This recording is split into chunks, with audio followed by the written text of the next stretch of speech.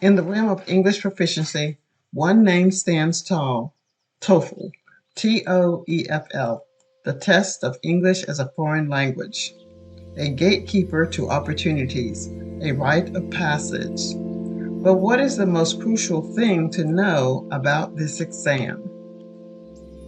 It's not the structure, nor the types of questions.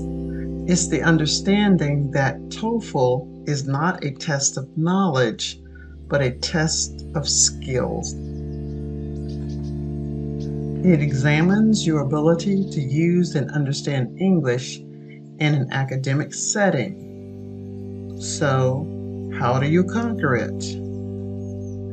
You immerse yourself in the language. You read, you listen, you speak, and you write. Every day, every hour you spend engaging with English, you're training for the TOEFL. Every conversation you have, every book you read, every podcast you listen to, every essay you write, you're preparing. So remember, the TOEFL is not a mountain to be scaled, but a journey to be enjoyed.